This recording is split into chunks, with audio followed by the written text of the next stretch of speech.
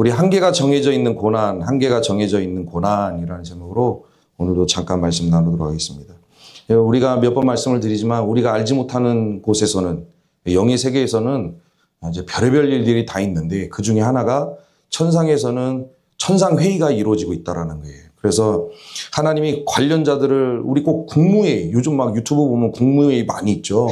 국무회의 비슷하게 보시면 돼요. 대통령이 관련자들, 부처 관련자들을 불러서 보고도 받고 하듯이 천상에서도 회의가 열리는데 하나님이 관련자들을 다 소집을 합니다. 그래서 그들에게 보고를 받기도 하시고 그들에게도 명령을 내리시기도 하시죠. 그런데 오늘 말씀해 보면 그 회의 자리, 천상 회의 자리에 하나님의 아들들이라고 이야기했는데 여긴 천사들입니다. 천사들만 있는 게 아니라 그 자리에 사단도 함께 있었다라는 거예요. 그러니까 이것을 통해서 알 수 있는 게 뭐예요? 사단이 하나님을 대적하여 추방당한 존재. 그 추방당한 곳이 어디예요? 이 공중권세 잡은 거예요. 그러니까 저와 우리 성도님들은 이 예배당에서도 마찬가지냐면 밖에 나가면 늘 우리는 누구와 살고 있는 거예요? 성령님과 살기도 하지만 예수님이 이 땅에 다시 오셔서 모든 것을 심판하기 전까지는 이 권세를 누가 잡고 있어요? 이거 하나님이 허락하심으로 사단이 잡고 있어요. 그래서 사단이 예수님 오실 때까지 자기가 하고 싶은 대로 마음껏 할 수 있어. 그런 존재와 우리가 살부딪히며 지금 세상에서 살고 있는 거예요. 추방을 당해서 이곳에 공중의 권세를 잡고 있지만 하나님의 통제 아래 있다. 그래서 하나님이 오라고 하면 와야 돼요. 추방을 당했지만 너 와 하면 와야 되고 가 하면 가야 되고 보고해 하면 사단도 보고해야 되고 하나님이 명령을 내리면 그 명령에 따라야 되는 게 사단의 존재예요. 그래서 오늘 말씀해 보면 사단도 천상회의에 같이 참석을 했는데 그때 하나님이 물어보시죠. 어디서 왔느냐? 너 어디서 왔느냐라고 물어보세요. 이거는 사단이 올 자리가 아닌데 꼈거나 아니면 사단의 행적을 전혀 하나님이 파악하지 못해서 물어보신 게 아니라 이미 하나님은 사단이 어디서 무엇을 했는지 다 알아요. 그러면 이렇게 말씀하신 이유가 뭐예요? 너 어디서 왔느냐? 이거는 네 입을 가지고 낱낱이 보고하라는 거예요. 어디에 가서 무엇을 했고 어디를 돌아다녔으며 네가 어떤 계략을 꾸몄는지를 지금 이 자리에서 낱낱이 우리 보면 보고하세요. 각 부처 보고하세요 막 그러잖아요. 사단도 하나님은 이미 다 전지전능하신 하나님이 모를 리가 뭐가 있겠습니까? 다 알아요. 아니 저와 우리 성도님들도 살다 보면 제가 우리 성도님들하고 많은 대화를 안 해도 우리는 영적 존재예요. 저도 영적인 존재고 우리 성도님들도 하나님을 믿는 영적 존재이기 때문에 굳이 일주일간 살면서 대화를 안 해도 뭐가 오고 가는지 알잖아요. 그러면 하나님은 이미 다 알고 계신다라는 거예요.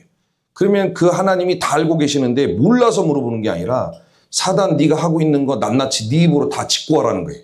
싹 보고해라 라고 그렇게 하나님이 이야기하시죠. 그때 사단이 여기저기 돌아다니다 왔습니다. 여기저기 두루두루 돌아다니다 왔습니다 라고 이야기를 합니다. 그때 하나님이 또 물어보시죠. 8절 여호와께서 사단에게 이르시되 내가 내 종 욥을 주의하여 보았느냐. 그와 같이 온전하고 정직하여 하나님을 경외하며 악에서 떠난 자는 세상에 없느니라. 여기저기 돌아다니다 왔습니다 라고 이야기하니까 하나님이 물어보시기를 그러면 돌아다니다가 내 종을 네가 잘 보았느냐. 그와 같은 믿음을 가진 사람이 없는데 이거 하나님이 욥을 보실 때 엄청 자랑스러워 하셔요. 예수님이 이 땅에 계실 때 뭐예요? 예수님은 다른 사람을 의지를 안 해요. 다른 사람을 신뢰를 안 해요. 제자들한테도 신뢰할 게 없어요. 사람인지라. 그런데 오늘 본문에서 하나님은 욥을 뭐 하고 있어요? 신뢰하고 있어요. 야, 이만한 믿음이 이 세상에 없다. 너 보고 왔느냐라고 물어보고 있다라는 거예요. 그런데 이 8절만 제가 설교를 준비하다가 이 8절 말씀 잘 보시면 욥의 존재를 누가 먼저 꺼냅니까? 아니 욥의 존재를 누가 먼저 꺼내요 지금? 사단이 아니라 이게 사단이 하나님 앞에 와서 욥을 치세요라고 먼저 하지 않고 하나님의 입에서 먼저 욥의 존재에 대해서 이야기를 하는 거예요. 욥을 네가 살펴보았느냐라고 물어보죠. 그래서 우리는 제가 이렇게 설교를 준비하다가 이런 의문을 가질 수가 있어요. 만약에 하나님이 욥의 존재를 언급하지 않았다면 욥이 굳이 그 험난한 고난까지 이어질 필요가 있었겠는가? 그냥 하나님이 욥에 대해서 말씀만 안 하셨다면 사단이 뭐 욥을 쳐라 마라 이런 얘기도 없고 그렇게 욥이 고난당할 필요도 없었는데 만약에 하나님이 언급하지 않으셨다면 욥은 고난받지 않을 수도 있었던 거 아닌가 그런 의문이 이제 들더라고요. 그런데 보면 성경을 보면 이미 사단은 하나님이 언급하시기도 전에 욥이 어떤 사람인지를 다 인지하고 있었다는 거예요. 전부 다 파악을 합니다.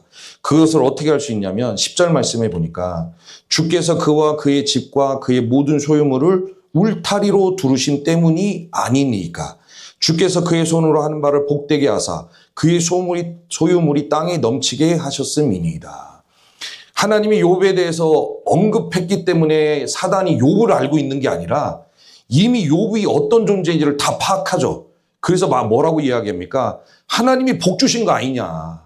그 인생 가운데 그와 그의 집과 그의 모든 소유물을 복 주시고 손을 대는 것마다 잘 되게 하셨기 때문에 욥이 그렇게 큰 부자가 된 거 아니냐. 그리고 안 무너질 수 있었던 이유가 뭐냐? 하나님이 보호하고 계셨다는 거예요. 그러니까 이렇게 하나님께 사랑받는 존재이기 때문에 이렇게 하나님께 인정받는 믿음이기 때문에 사단이 가만 내버려 둘 리가 없죠. 이 세상의 공중원세 잡은 자가 여러분 그거 있죠. 어설픈 믿음은 사단이 접근도 안 해요. 왜? 알아서 넘어져. 사단이 와서 덫을 놓고 계략을 꾸미고 이 심령을 내가 무너뜨리기 위해서 작전을 짜고 그럴 필요가 없어요. 왜? 본인이 걸어가다가 돌부리에 걸려서 알아서 넘어져요. 근데 사단이 누구에게 접근합니까? 하나님 앞에 인정받는 믿음이기 때문에 이미 오래전부터 파악을 하고 넘어뜨리려고 작정을 했었다는 거예요. 근데 못 넘어뜨리죠. 어떻게 할 수가 없어요. 왜요? 울타리로 두르신. 하나님이 욥의 인생 가운데 복을 부어주시고 어떻게 합니까? 울타리로 보호하셨어요. 그러니까 제거 대상 1호인데 접근도 못하고 흔들지도 못하고 무너뜨리지도 못해요. 왜? 하나님이 울타리로 보호하고 계셨기 때문에. 그러니까 사단은 이미 욥에 대해서 다 파악하고 있었다.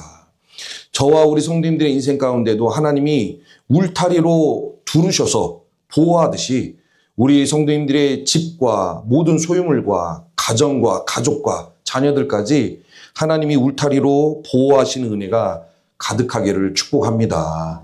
그래서 사단은 이미 다 파악해서 했는데 못하고 있었던 상황인 거예요. 그러니까 모르는 게 아니라 이미 알고 있었는데 알고 있는 상태에서 이제 하나님이 언급을 하신 거죠. 욥을 보았느냐. 근데 보십시오. 욥을 보았느냐 하니까 사단이 어떻게 해요? 이때다 싶었다는 거예요. 사단이 저와 우리 성도님들을 공격할 때도 다른 거 아니에요. 언제예요? 이때다 싶을 때. 자, 이렇게 그전부터 계속 욥을 넘어뜨리려고 막 애를 썼는데 하나님의 보호하심으로 말미암아 넘어뜨리지 못했어요. 그러고 있는 찰나에 지금 하나님의 입에서 누가 나온 거예요? 욥을 보았느냐라고 얘기가 나오죠. 그 작은 틈, 그 기회를 틈타서 어떻게 뭐라고 이야기합니까? 이제 주의 손을 펴서 그의 모든 소유물을 치소서. 기가 막히죠? 하나님은 욥을 자랑하고 싶어서 툭 던진 말인데 그걸 놓치지 않고 보세요. 하나님이 복되게 하셨지만 하나님이 치면 끝납니다. 하나님이 욥을 치면 반드시 하나님을 욕하고 떠날 수밖에 없습니다. 그러니까 그 틈을 노리고 기회를 타고 들어가서 욥을 또 참수하고 있다는 거예요. 이렇게 사단은 하나님의 백성들을 무너뜨릴 때 이건 저와 우리 성도님들의 인생도 마찬가지예요. 저와 우리 성도님들을 넘어뜨릴 때 끊임없이 공격하는 방식이 있지만 그것도 사용하기도 하지만 때로는 작은 기회, 작은 틈이 생길 때까지 사단은 기다려요. 애쓸 필요가 있습니까? 어차피 시간 지나면 틈이 생기는데 내가 굳이 노력하지 않아도 인간들은 살아가면서 자기들이 기회를 제공하고 틈을 만들어줘요. 그때까지 기다리고 있다는 거예요. 그래서 그 기회가 생기고 틈이 열려지면 그 틈을 트고 들어가서 사단은 무너뜨리고 짓밟고 그 신앙을 엉망으로 만든다는 거예요. 이건 저와 우리 성도님들을 공격할 때도 마찬가지죠. 다 그런 식으로 넘어뜨려요. 그래서 하나님이 예수님이 말씀하시기를 뭐라고 말씀하십니까? 선자는 넘어질까 주의하라. 다른 거 있어요? 잘 나갈 때 사람은 방심하게 되고 평안할 때 사람은 방심하게 되는데 사람이 방심하게 되면 기회가 생기고 틈이 벌어지죠. 그 틈을 타고 들어가서 넘어질 수도 있으니 공격해서 넘어질 수도 있으니 선자는 잘 되고 있을 때 평안하고 있을 때 얼굴에서 웃음이 나올 때 우리가 웃을 때도 조심하는 거예요. 웃고 있을 때 조심하라는 거예요. 선자는 넘어질까 조심하라는 거죠. 틈을 타고 기회를 타고 들어와서 넘어뜨린다는 거예요. 그래서 가인이 열이 받죠. 어느 날. 왜 열이 받습니까? 가인도 하나님 앞에 제물을 드리고 아벨도 하나님 앞에 제물을 드리는데 가인의 것은 안 받고 하나님이 동생 아벨의 것은 받아요. 그러니까 가인이 생각할 때 항상 이 시기 질투가 문제야. 교회 안에도 시기 질투가 항상 문제인데 가인이 내 건 안 받았는데 동생 것만 받았다라는 거예요. 그 성경에 보면 뭐예요? 막 분노에 사로잡히죠. 어떻게 내 건 안 받을 수 있냐고. 그때 하나님이 가인에게 찾아오셔서 뭐라고 얘기하냐면 죄가 문에 엎드려 있느니라. 죄가 너를 원하나 너는 죄를 다스릴지니라. 지금 막 분노에 사로잡혀서 막 어떤 상황입니까? 죄가 맹수처럼 웅크리고 있는 거예요. 가인이 지금 자기 거 안 받았다고 시기와 질투 때문에 막 분노에 사로잡혔는데 죄가 기회를 본 거죠. 기회를 봐서 옆에 와서 웅크리고 있는 거예요. 웅크리고 있다가 확 삼키려고 하는 거죠. 그래서 하나님이 뭐라고 얘기합니까? 죄가 웅크려서 너를 삼키려고 하니 조심하라는 거예요. 다스리라는 거예요. 우리 이런 식으로 근데 결국 어떻게 합니까? 가인은 다스리지 못해서 그 하나밖에 없는 동생을 쳐서 죽이잖아요. 이렇게 사단이 역사한다는 거예요. 작은 틈, 작은 기회가 있으면 이런 식으로 역사해서 무너뜨린다는 거죠. 그래서 저와 우리 성도님들이 믿음의 여정을 걸어갈 때 사단에게 틈을 주면 안 돼요. 기회를 주면 안 되고 틈을 주면 안 된다. 틈이라는 게 뭐냐? 틈은 다른 거 아니에요. 미움, 다툼, 시기, 질투, 원망, 불평, 오해, 불신, 비난. 비난이 있는 자, 그 자리, 불신이 있는 그 자리, 오해가 있는 그 자리, 뭐 상대방 말을 들어보지도 않았어. 한쪽 말만 듣고 오해가 있는 자리, 미움이 있는 자리, 시기가 있는 자리, 그 자리에는 반드시 악한 영, 마귀, 사탄, 귀신이 틈탄다라는 거예요. 그래서 에베소서 4장 26절과 27절 말씀에 뭐라고 얘기합니까? 분을 내어도 죄를 짓지 말며 해가 지도록 분을 품지 말고 마귀에게 틈을 주지 말라. 우리가 저와 우리 성도님들이 살아가면서 화는 안 낼 수 없어요. 무슨 수로 화를 안 냅니까? 순간순간 치고 올라오는데 여기서 성경에도 보면 분을 내어도 분을 품지 말라가 아니라 너희들이 분을 낼 수 있다. 그러나 분을 내어도 해가 지도록 내일까지 가지 말라는 거예요. 왜요? 내일까지 가면 틈 준다는 거예요. 그래서 저와 우리 성도님들이 틈을 주다. 마귀에게 이렇게 기회를 준다는 것은 다른 루트가 아니에요.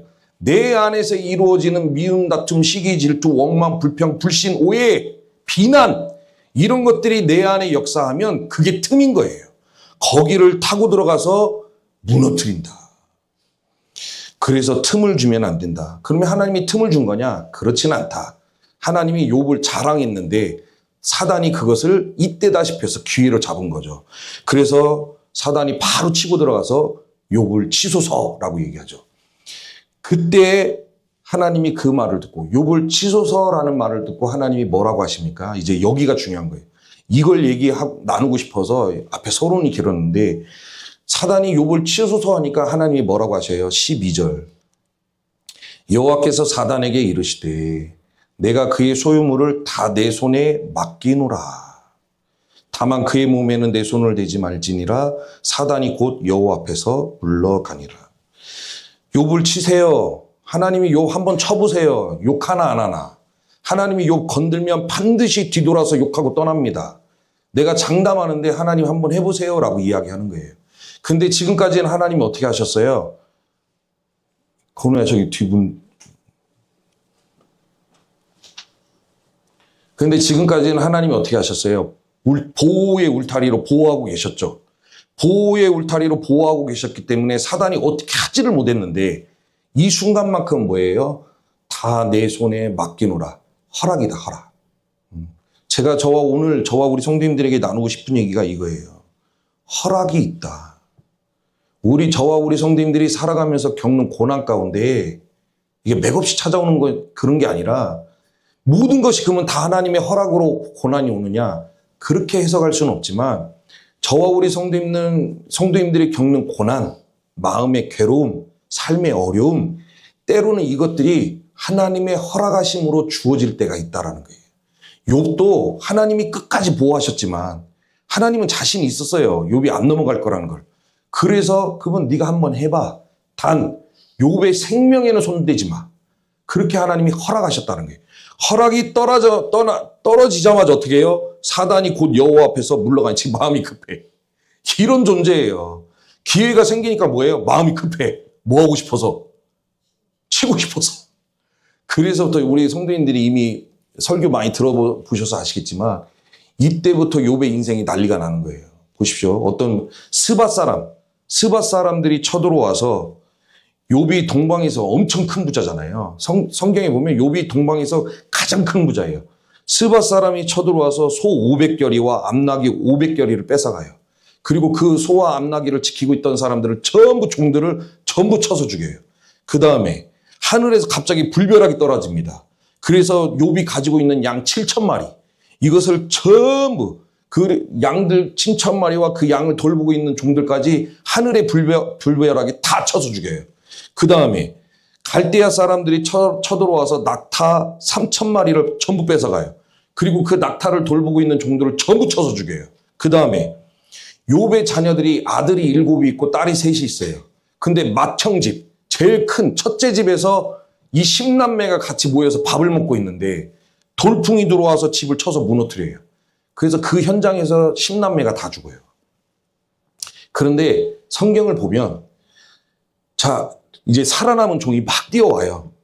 주인이여 다 뺏어가고 종들을 다 죽였나이다 라고 보고를 하는데 보고가 끝나기도 전에 두 번째 종이 와서 다 쳐서 죽이고 빼앗아 갔나이다 라고 세 번째 종이 뛰어들어와요. 이게 뭐냐?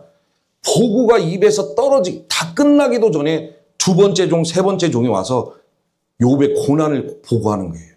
이런 일들이 하루아침에 다 일어나요. 이게 뭐 한 달 뒤에 양 뺏기고 뭐 3달 전에 뭐 암나귀 뺏기고 이게 아니에요. 보고가 끝나기 전에 모든 역사가 욥의 인생 가운데 다 일어났다는 거예요. 그리고 뭐예요? 아내도 욕하고 떠났죠. 욥의 생명은 건들지 말라고 하니까 욥의 몸에 질병을 주는데 성경에 보면 막 기왓장으로 긁어야 돼. 이게 그냥 손으로 긁어서는 시원하지가 않으니까 욥이 막 기왓장으로 긁어요. 그렇게 욥의 몸을 쳐버립니다. 그래서 이 모든 것이 하나님의 허락 가운데 욥의 인생 가운데 이 고난이 찾아오겠다는. 근데 이 험난한 고난이 인생의 풍비박산이 모든 것이 하나님의 허락이었다. 이게 어떻게 허락이 될 수 있는지 모르겠지만 하나님의 허락이었다. 이것은 저와 우리 성도님들도 마찬가지예요. 하나님이 욥을 향하여 허락하셨듯이 저와 우리 성도님들도 인생의 여정을 걷다 보면 이 허락으로 인하여 얼마든지 고난이 찾아올 수 있다. 내가 예수를 믿으니까 어려움이 없어야지. 내가 예수를 믿으니까 내 마음에 괴로움이 없어야지. 내가 예수를 믿으니까 내 인생은 승승장구해야지. 그렇지 않다라는 거예요. 뭔진 모르겠지만 하나님의 허락 가운데 고난이 찾아올 수 있다는 거예요. 요한복음 9장에도 보면 태어날 때부터 맹인된 사람이 있죠. 그래서 예수님과 제자들이 걸어가다가 제자들이 물어봐요. 저 사람이 태어날 때부터 맹인으로 태어났는데 왜 그런 겁니까? 부모의 죄 때문에 그런 겁니까? 저 사람이 죄를 지어서 그런 겁니까? 이게 제자들의 시선은 그 죄의 문제로 자꾸 몰고 가려고 하는 거죠. 그때 예수님이 하시는 말씀이 뭐냐? 저 사람이 죄도 그런 것도 아니고 부모가 죄를 지어서 저 사람이 맹인으로 태어난 거 아니다. 단지 하나님이 저 사람을 통하여 하시고자 하는 일을 나타내기 위해 저 사람을 통하여 하나님이 영광 받으실 일이 있었던 거예요. 그 영광을 받기 위해서 맹인으로 태어난 거다라고 이야기를 한 거예요. 이게 뭐예요? 이 사람은 하나님의 인도하심 속에서 나타난 허락이에요. 이건 나중에 하나님 앞에 가서 다 물어보기 전까지는 하나님의 역사를 어떻게 인간의 지혜로 헤아릴 수 있습니까? 근데 맹인으로 태어난 게 하나님의 섭리 가운데 허락되어진 거예요. 그래서 저와 우리 성도님들이 살아가는 동안에 이런 허락이 있다. 마음의 어려움, 삶의 괴로움, 허락이 있다. 그러면 이 허락이 하나님의 허락하심으로 저와 우리 성도님들 가운데 마음의 험난함, 괴로움, 삶의 무거움, 고난 이런 것들이 찾아왔을 때 우리가 이걸 어떻게 감당해야 되냐. 간단하죠. 2가지만 기억하면 첫 번째는 그 정해진 끝이 있다. 그게 어떠한 고난이든 그 고난 속에는 정해진 끝, 고난의 한계가 있다는 거. 언젠가는 끝난다는 거예요. 욥기 7장 3절 말씀에 보면 이와 같이 내가 여러 달째 고통을 받으니 고달픈 밤이 내게 작정되었구나. 지금 욥이 뭐라고 합니까? 욥의 고난이 이게 몇 개월째 계속됐다라는 거예요. 근데 여기서는 몇 개월이라고 이야기하는데 그 유대교 전승에 보면 이게 최대한 1년. 그러니까 지금 욥이 고난이 언제까지 지속된 거예요? 몇 개월에서 1년까지 지속된 거예요. 근데 1년, 우리 성경 그 욥기 맨 뒤로 가서 보시면 아시겠지만 1년 만에 욥의 고난이 끝납니다. 끝났을 때 하나님이 어떻게 하셔요? 잘 견딘 욥에게 2배의 축복을 주죠. 자녀도 2배. 아니, 동방에서 제일 큰 부자였는데 앞에서 제가 설명드린 거 뭐 7,000마리 뺏어가고 300마리 뺏어가고 500마리 그 말씀드렸죠. 여기에 갑절로 하나님이 욥의 인생 가운데 복을 부어주셨다는 거예요. 그러니까 결국은 끝이 있어요. 우리가 살다 보면 어렵죠. 마음의 힘듦이 안 오면 좋겠으나 안 올 수가 있습니까? 아니, 내가 보십시오. 제가 늘 얘기하는 거지만 주일날 저와 우리 성도님들이 이렇게 얼굴 보죠. 월요일부터 토요일까지 저 사무실에 들어가서 나오지도 않아요. 사람도 안 만나고 입에서 단내 날 정도로 말도 안 해요. 그냥 점심에 삼양라면 하나 끓여 먹고 또 들어가서 또 저녁까지 버텨요. 아무도 안 만나. 아무도 안 만나는데 마음에 고난이 있더라. 아니, 아무도 안 만나면 어려움이 없어야죠. 고난도 없어야 되고. 아무도 안 만나도 그냥 인생 자체가 어려움이 있더라. 어려움이 있고 고난이 있고 괴로움이 있더라. 그런데 그 어려움과 고난이 뭐예요? 끝이 있어요. 저와 우리 성도님들의 인생 가운데 어려움이 있더라도 끝이 있다는 것을 기억하시고 잘 지금의 상황을 잘 견디시는 저와 우리 성도님들이 될 수 있기를 소망합니다. 다윗도 그래서 이렇게 고백하죠. 저녁에는 울음이 깃들일지라도 아침에는 기쁨이 오리로다. 어제는 막 울었어. 너무 괴로워서. 아무리 생각해도 너무 괴로워. 아무리 생각해도 답답하고 아무리 생각해도 속상하고 아무리 생각해도 이 고난이 왜 왔는지 이해도 안 되고 그래서 어제 펑펑 울었어요. 근데 오늘 내일은 뭐예요? 아침 되니까 기쁨이 오리로다. 기쁨이 올 수 있기를 주의 이름으로 축복합니다. 저는 우리 성도님들이 제가 아까도 말씀을 드렸지만 교회 와서 딴 거 하지 마셔요. 진짜 딴 거 하지 마셔. 그냥 와서 힘들게 살다가 오셨으면 와서 커피 한 잔 드시고 서로 얼굴 보고 웃고 그냥 가셔요. 그렇게만 해도 되잖아. 막 여기 와서 뭘 하려고 해요? 왜 하려고 해요? 그냥 한번 웃고 밥 먹으면서 그냥 또 한번 웃고 그래서 또 서로 어깨 토닥거리고 그냥 가시면 돼. 그렇게 해서 작은 행복을 누리는, 작은 기쁨을 누리는 저와 우리 성도님들이 될 수 있기를 소망합니다. 끝이 있다. 고난은 끝이 있다더라. 두 번째는 그 인생 고난 가운데 우리 고난이 찾아왔을 때 그 고난을 통해서 믿음을 때로는 증명을 해야 돼요. 욥기 23장 10절에 보니까 그러나 내가 가는 길을 그가 아시나니 그가 나를 단련하신 후에는 내가 순금같이 되어 나오리다. 지금 욥이 깨달은 게 뭐예요? 이 고난이 나를 파멸로 이끌고 가는 고난은 아니구나. 이걸 깨달은 거예요. 지금 괴로워가지고 막 눈에서 눈물 나고 막 기왓장으로 몸을 긋고 있는데 어느 순간 욥이 원망불평 안 했죠. 근데 그렇지도 않아요. 성경에 보면 자기 생일을 막 저주해. 내가 왜 그날 태어나서 이 고생을 하느냐. 막 자기 생일을 저주하기도 하는데 그래도 잘 견디다 보니까 깨닫는 바가 뭐냐. 이 고난이 지금 나를 파멸로 이끌어가기 위해서 찾아온 고난이 아니라 나를 단련이다. 이건 하나님이 나를 단련하셔서 나를 하여금 순금 정금이 되게 하시려고 나를 이곳으로 이렇게 몰아가셨구나. 이거를 깨달았다는 거예요. 그 저와 우리 성도님들도 마찬가지예요. 저와 우리 성도님들이 겪는 고난은 그 안에서 하나님이 주시는 점금과 순금으로 단련시키는 과정이 있다는 거예요. 그것을 통해서 우리 성도님들이 가진 믿음을 증명해 내셔야 돼요. 하나님이 이 고난을 몰아주기 전에 아까 8절 말씀에 보면 여호와께서 사단에게 이르시되 내가 내 종 욥을 주의하여 보았느냐 그와 같이 온전하고 정직하여 하나님을 경외하며 악에서 떠난 자는 세상에 없다. 하나님이 막 자신 있게 이야기하셨죠. 네가 하고 싶은 대로 해봐. 욥은 내가 볼 때 욥은 안 넘어가. 욥은 안 무너져. 욥은 실패하지 않아. 어떠한 방식으로든 욥은 나를 믿는 믿음으로 버틸 거야. 그것으로 인해서 하나님이 허락을 하셨는데 실제로 욥이 어떻게 합니까? 증명해 냈다라는 거예요. 그게 욥기 42장 아닙니까? 증명해 냅니다. 하나님이 자신 있게 사단에게 보인 그 욥의 믿음을 욥이 스스로 하나님을 바라보며 그 괴로움 속에서 하나님을 바라보며 증명을 해냈다. 하나님 욕하고 안 떠났죠. 사단은 자신했어요. 욕하고 떠납니다. 보세요. 물론 욥이 엉망진창 믿음이면 벌써 욕하고 떠났겠죠. 여러분 믿음이 없으면 떠나는 거예요. 코로나 때 보십시오. 무슨 감기 찾아왔다고 30%가 떠나서 아직까지도 교회 안 돌아왔어요. 코로나 때 떠난 사람들. 원래 예수가 없어. 교회 안에는 30%는 예수가 있고 30%는 지식이고 나머지 40%는 나일론이고 이게 맞다니까요. 교회 안에 10명 중에 3명만 예수와 동행하는 인생이에요. 그런다고 제가 이런 얘기 한다고 시험 들지 마십시오. 왜? 교회는 예수를 향해 나아가는 자리이기 때문에 내가 나일론이든 지식적인 믿음이든 뭐든 간에 이 자리에 앉아서 내가 예수를 품는 인생이 되는 거예요. 근데 교회는 어찌됐건 그런 지식적인 그러니까 예수를 만난 적은 없어. 그냥 머리로만 아는 거지. 그런 사람들이 오면 반드시 그 코로나 때처럼 반드시 무너지는데 요번 아니 이렇게 인생에 괴로움이 있으면 안 도망가고 싶겠냐는 거예요. 근데 욥은 어떻게 해요? 그 자리에서 견뎠다. 그냥 욥의 고난이 터지자마자 아내는 벌써 떠났어요. 당신 하나님을 믿어서 이렇게 된 거야. 그냥 욕하고 죽어. 그렇게 해서 아내는 떠났다는 거예요.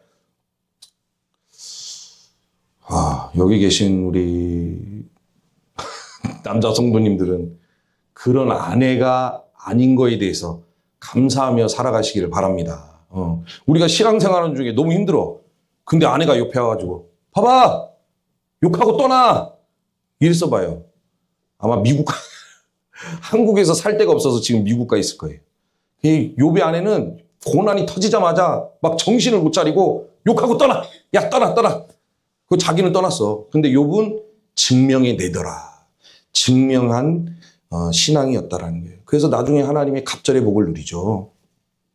저와 우리 성도님들도 고난이 찾아왔을 때 어제는 울었지만 반드시 내일은 웃습니다. 그걸 믿으시고 어제는 울었지만 내일이 기쁨이 올까라는 걸 믿으시고 지금 이 순간에서 하나님이 허락하심으로 주어진 이 어려움, 고난을 잘 견뎌내시고 우리 성도님들이 가지고 계신 이 안에 예수가 있고 이 안에 성령이 있다면 그걸 증명해 보이십시오.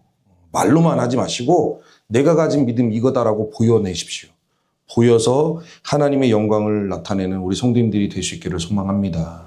페니 크로스비 그 여인 저번에 우리 그 예수로 나의 구주 삼고 나의 갈 길 다가도록 이게 페니 크로스비라는 여인인데 태어날 때부터 맹인으로 태어나요. 아니 의사가 실수해가지고 태어난 지 6개월 만에 6주 만에 의사의 실수로 아기가 앞을 보지 못하는 상태가 돼요. 그래서 사람들이 전부 다 이 아이를 안타까워져. 아이고 어떻게 인생 끝났네. 비극이네. 맹인으로 태어나서 어떻게 한대. 끝났어. 이럴 때 이 크로스비는 앞을 보지 못하지만 앞을 보지 못해. 제가 저번에 보니까 이 맹인은 우리는 눈을 감으면 어둠이 보이죠. 우리 지금 눈 감아도 지금 어둡잖아요. 맹인들은 그 개념 자체가 없대요. 이해되세요? 어둠이 개념이 아니래요. 그냥 공허래요, 공허. 맹인은 우리 이렇게 앞이 안 보이시는 분들은 참 어둡겠다. 저녁에도 어둡고 낮도 어둡게 그런 개념이 없대. 그냥 끝없는 공허래요, 공허. 참. 근데 태어난 지 6주 만에 이렇게 됐는데 평생을 맹인으로 살지만 하나님을 향한 찬양을 9,000편을 써요. 그게 아까 제가 말씀드린 예수로 나의 구주 삼고 나의 갈 길 다 가도록. 얼마나 은혜되는 찬양들입니까? 이 9,000편을 썼다라는 거예요. 이 크로스비가 인생의 고난 속에서 다른 사람이면 뭐 벌써 뒤집어졌겠죠. 어떻게 내가 안 보일 수가 있냐 하면서. 근데 이 크로스비는 뭐라고 얘기를 하냐면 만약에 내가 태어나자마자 하나님 앞에 뭔가를 청을 올려드릴 수 있다면 나는 하나님 앞에 맹인으로 태어나게 해달라고 기도할 것이다. 자기는 참 맹인으로 평생을 살았으면서 내가 다시 태어나서 하나님 앞에 기도할 수 있다면 하나님 나 맹인 만들어 주세요라고 기도하겠다라는 거예요. 왜요? 내가 맹인으로 이 땅에서 살아갔지만 하나님 나라 갔을 때 제일 먼저 보는 얼굴이 주님이라는 거지. 이런 사람들도 살아가는데 뭐가 힘들다고 그렇게 투덜투덜 옷만 불평. 저도 마찬가지예요. 사무실에 앉아서 투덜투덜 옷만 불평. 내가 한 게 뭐 있냐고 투덜투덜하고. 평생 맹인으로 살아도 하나님 나 다시 맹인 만들어 주세요. 그래서 하나님 나라 가면 예수님 얼굴 보는 게 제 소원입니다라고 이렇게 기도하는데. 그러니까 이 페니 크루스비는 뭐예요? 자기 믿음 증명한 거지. 하나님이 인정하시는 그 믿음을 자기 삶으로 증명한 거예요. 이게 바로 고난 속에서도 자신의 믿음을 증명하는 심령입니다. 이제 말씀을 정리하도록 하겠습니다. 하나님은 저와 우리 성도님들의 인생 가운데 때로는 어려움을 주십니다. 어떻게 어려움을 안 주실 수가 있겠습니까? 큰 고난이 아니더라도 작은 일 때문에 속상할 때도 많고 마음이 무너질 때도 있고 견디지 못해서 어찌 해야 할지 모를 때도 있죠. 그런 때가 있죠. 근데 분별이 안 돼. 왜 그럴까? 왜 나에게 이런 고난을 허락하셔서 내 인생이 이렇게 하나밖에 없는 인생이 이렇게 힘들게 하실까? 분별이 또 안 될 수도 있죠. 그러나 어찌됐건 어려움이 찾아왔을 때 그것 때문에 무너지지 마시고 끝은 있다. 어제 저녁은 울었지만 내일 아침에 반드시 웃는다. 웃을 수 있어요. 웃을 수 있음을 기억하시는 저와 우리 성도님들이 되시기를 소망합니다. 어제는 분명히 울었는데 내일 웃을 수 있어요. 이 또한 지나가리라. 코미디언 이경규가 제일 좋아하는 말. 이 또한 지나가리라. 다 지나가요. 안 지나간 거 있습니까? 다 지나가고 고난의 끝은 옵니다. 그걸 기억하시고 또한 그 고난 속에서 우리 성도님들이 늘 자랑하는 그 믿음, 우리 성도님들이 어딜 가든 자랑하든 자신의 믿음, 그 믿음을 입술이 아닌 그 믿음을 삶으로 욥처럼 삶으로 증명하시는 성도님들이 되시길 바라요. 한 가지 분명한 것은 우리 성도님들에게 찾아온 고난은 여기 다 우리 집사님, 권사님들 각자만의 고난이 있잖아요. 성경에 보면 그 고난은 그 사람이 감당할 수 없으면 주지 않는다는 얘기가 있죠. 감당할 만한 것만 주셔요. 그러니까 제가 감당할 게 있고 우리 전주영 집사님이 감당할 게 있고 하연이가 감당할 게 있어요. 내 하연이만 감당할 건 하연이는 감당할 수 있는데 제가 막 감당을 못해. 그런 게 서로 다 다르잖아요. 그래서 내게 주신 고난은 하나님이 보실 때 줄만 하니까 줘요. 우리 뉴스에 보면 어려운 일 당하는 사람 얼마나 많이 있습니까? 저 일을 겪고 어떻게 살지? 그러면 그냥 다른 거 없어. 감당할 만하니까 준 거예요.